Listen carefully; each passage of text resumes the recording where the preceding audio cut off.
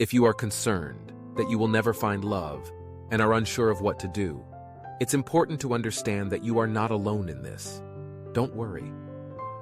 It is one of the most common concerns that people have.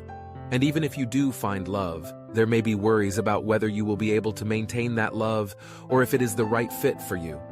The key here is to act in spite of your worries. By taking action, you can address your fears in the best possible way. It's natural to be concerned about potential rejection, but the best way to overcome the fear of rejection is to put yourself in situations where rejection is a possibility. By doing this repeatedly, you can gradually become desensitized to rejection, and it won't have as devastating an impact on you. Of course, this is not an easy thing to do. It takes courage to put yourself out there and face the possibility of rejection. However, with each attempt, there is also the potential for success. So, despite your worries, it is important to get out there and take action. Many people worry about the fear of never finding love, and this concern can be overwhelming. However, there is an alternative danger to consider if this fear stops you from pursuing relationships: the possibility of remaining alone.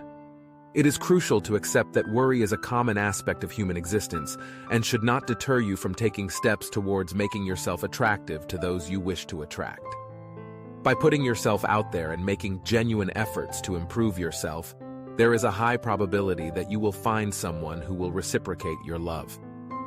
Perhaps this may be enough for a fulfilling relationship. When we ponder this question, we shift our attention to self-esteem. When it comes to overcoming the fear of rejection, Jordan Peterson offers valuable in his speech. He urges individuals to ask themselves what qualities they possess that would make them desirable to others, especially women. According to Peterson, being clean, maintaining good physical shape, and embodying qualities such as health, productivity, generosity, honesty, and the ability to delay gratification are a great starting point.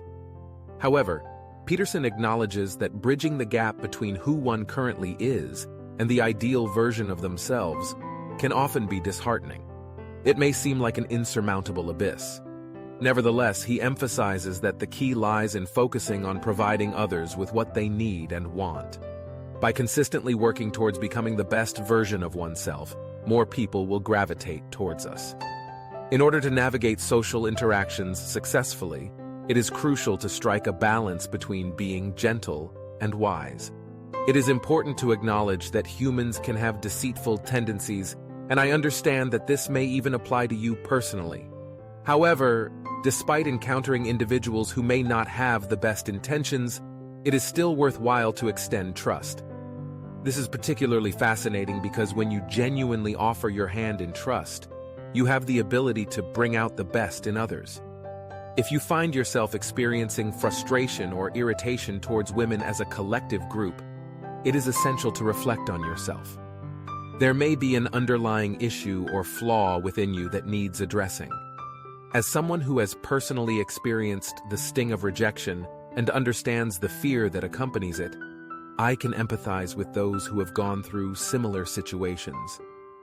While I may not have faced outright rejection to the extent that some men have, I do recognize the inherent complexities in relationships between men and women. It's essential to acknowledge that women, like anyone else, have their own standards and preferences when it comes to choosing a partner. When sex can lead to pregnancy, it's only natural for women to be selective and cautious.